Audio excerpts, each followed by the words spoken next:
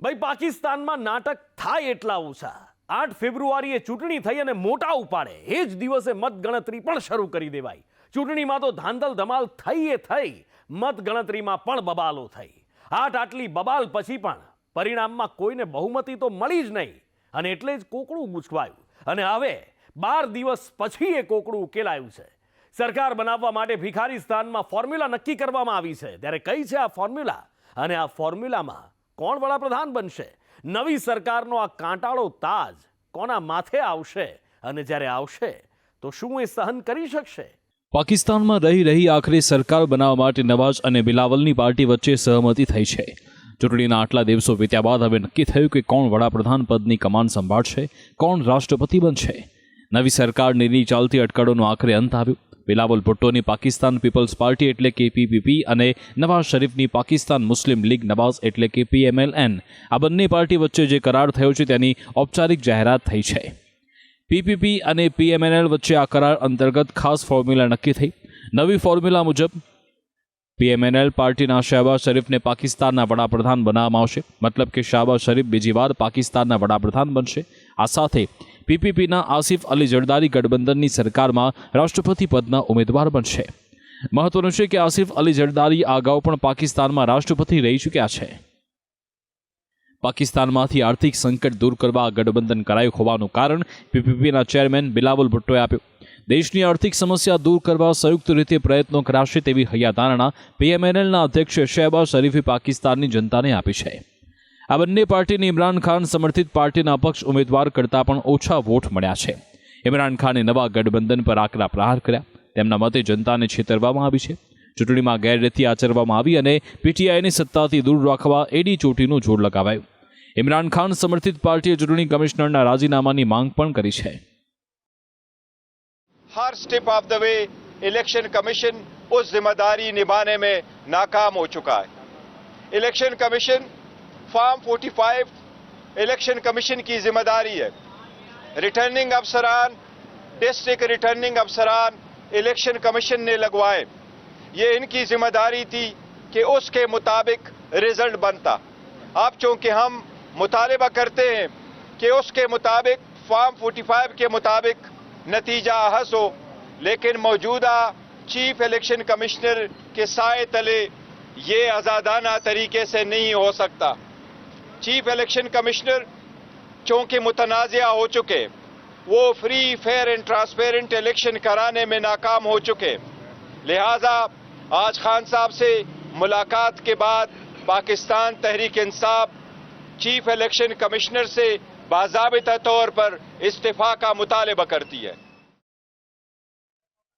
પાકિસ્તાનમાં યોજાયેલી ચૂંટણીમાં બંને પક્ષને બહુમતી નથી મળી. બહુમત માટે 169 બેઠક હોવી જરૂરી. શહબાઝ શરીફની પાર્ટીને 75 જ્યારે કે પીપીપીને 54 બેઠક મળી. બંનેની કુલ બેઠકની સંખ્યા પણ બહુમતીથી ઓછી છે. ત્યારે સરકાર બનાવવા બંને પક્ષને નાની મોટી પાર્ટીનું અને અપક્ષ જીત્યા હોય તેવા ઉમેદવારોનું સમર્થન મેળવવું જરૂરી છે. પાકિસ્તાનમાં ચૂંટણીના અને મતગણતરીના દિવસે અનેક સ્થળો પર હિંસક દ્રશ્યો જોવા મળ્યા. ખુલ્લેઆમ મતગણતરીમાં ગેરરીતિ આચરવામાં આવી હતી અને તેના કારણે પાકિસ્તાનની ચૂંટણી વિશ્વભરમાં હાંસીનું પાત્ર બની હતી. પાકિસ્તાનમાં રેકોર્ડ રહ્યો છે કોઈની પણ સરકાર બને પરંતુ તે સરકારે તેની 5 વર્ષની ટર્મ પૂર્ણ કરી નથી. ભિખારીસ્તાન, આતંકિસ્તાન દેશમાં વડાપ્રધાનનો તાજ કાંટાળો છે. અહીંયા સેનાની મનમાની ચાલે છે. સેનાના ઇશારા પર જ તે પાર્ટી કામ કરે છે. જો કોઈ વડાપ્રધાન કે પાર્ટી સેના સામે પડે તો તેની હાલત શું થાય તેનું જીવતું જાગતું ઉદાહરણ છે ઇમરાન ખાન અને તેની પાર્ટી PTI. ઇમરાન ખાનને વર્ષ 2022માં નાટકીય રીતે વડાપ્રધાન પદ પરથી હટાવ્યા હતા. ઇમરાન ખાનની ધરપકડ કરાઈ તે બાદ કોર્ટે 10 વર્ષની સજા ફટકારી. ઇમરાન પર એક નહીં પરંતુ અનેક ગુના નોંધાયેલા છે. ઇમરાન ખાનની પાર્ટી PTIનું ચૂંટણી ચિહ્ન છીનવી લેવાયું હતું અને તે જ કારણથી PTIના ઉમેદવારોને અપક્ષ ચૂંટણી લડવી પડી હતી. ઇમરાન ખાને પોતાના પર લાગેલા તમામ આરોપોને પાયાવિહોણા ગણાવ્યા છે અને તેની સામે ષડયંત્ર રચાયું હોવાના પણ આરોપ લગાવ્યા. પાકિસ્તાનમાં નવી સરકાર બનાવ્યા બાદ વડાપ્રધાન તરીકે શહબાઝ શરીફની ઊંઘ ઉડી જવાની છે. પહેલેથી પાકિસ્તાનની આર્થિક સ્થિતિ ખૂબ ખરાબ છે અને તેવામાં ચૂંટણીમાં બેફામ ખર્ચો કરાયો છે. આ સ્થિતિમાં સામાન્ય જનતા માટે તો આત્મહત્યા કરવાનો વારો આવ્યો છે. ઇસ્લામાબાદમાં થિંક ટેન્ક નામની એજન્સીએ ચોંકાવનારો રિપોર્ટ આપ્યો. રિપોર્ટ મુજબ પાકિસ્તાન દિવસે ને દિવસે વધુ દેવાના ડુંગર તળે દબાઈ રહ્યું છે. પાકિસ્તાનનું દેવાળિયું ફૂંકાઈ જાય તો નવાય નહીં. સ્થિતિ હદે ભયંકર છે કે IMFનું બેલઆઉટ પેકેજ પણ પાકિસ્તાનને આ મુસીબતમાંથી રાહત નહીં આપી શકે. વર્ષ 2011 બાદ પાકિસ્તાન પર વિદેશી દેવું 2 ગણું વધ્યું છે તો ઘરેલું દેવું 6 ગણું વધ્યું. વર્ષ 2024માં જ પાકિસ્તાને અંદાજે $49.5 અરબ દેવું ચૂકવવું પડશે. પાકિસ્તાનના અર્થતંત્રની ખસ્તા હાલતની વાત કરીએ. ભારતની અગ્રણી કંપની ટાટાનું માર્કેટ કેપ પણ પાકિસ્તાનની GDP કરતાં વધારે છે. IMFના રિપોર્ટ મુજબ પાકિસ્તાનની GDP $341 અરબ છે, જેની સામે ટાટા ગ્રુપની માર્કેટ કેપ $365 અરબ. આ એક ભારતની ઉપલબ્ધિ છે અને પાકિસ્તાનના ગાલ પર તમાચો છે. કોઈ કંપની એક દેશના અર્થતંત્ર કરતાં પણ મોટી બની જાય.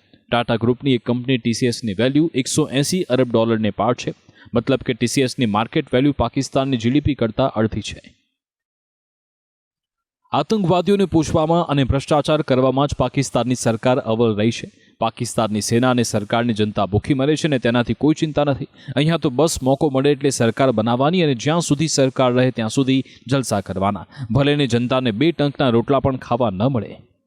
બ્યુરો રિપોર્ટ, સંદેશ ન્યૂઝ.